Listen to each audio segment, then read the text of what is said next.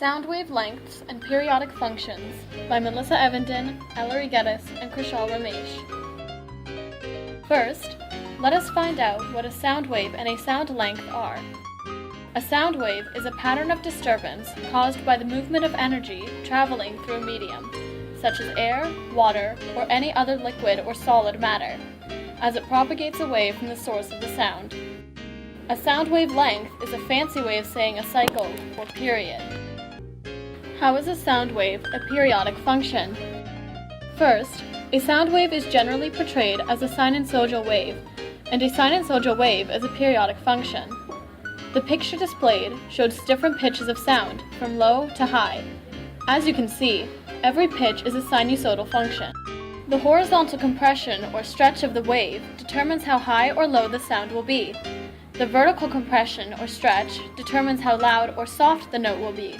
As shown here, we can see the notable difference between pitches and volume. The first graph shows a high, soft note.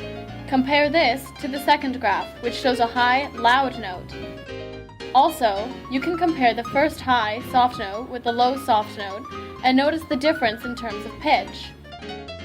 Secondly, a sound wave is a periodic function because the wave repeats itself at a constant rate at regular intervals.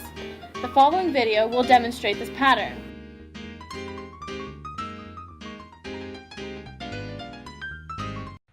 We can record pressure variations in sound waves with this kind of instrument, an oscillograph.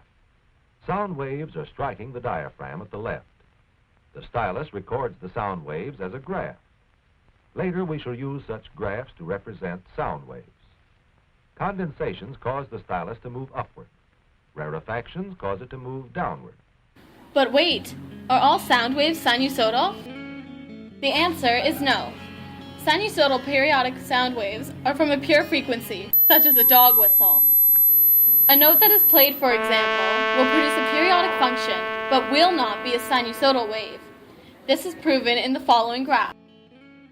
As you can see, there is a constant repetition to each sound, making it periodic.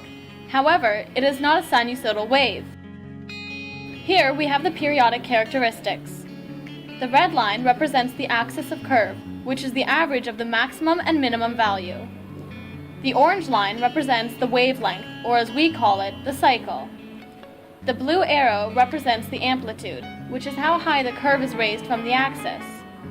The red tag represents the crest, or the maximum as we call it. And the yellow tag represents the trough, or the minimum.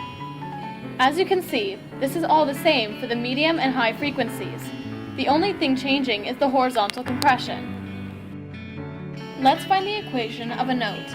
In this case, we will be using the graph of the note A. This graph is sound pressure in terms of time. To find the equation, we first find the axis of curvature, which is 0, the amplitude, which is 1, and the period, which is 0.002 seconds. This means the equation will now be 1 sine bracket 360 divided by 0.002x close bracket plus 0, which can be simplified to sine bracket 180,000x close bracket. And this is our sinusoidal function for the note A. Using this information and the graph, we can find various information. For example, if we sub the value x for the value of a time in seconds, we will be able to solve for the exact sound pressure the note will be at. We can also predict that this sound will go on infinitely at the same pitch, which will probably get really annoying and someone will probably press mute. This concludes our presentation. Thank you.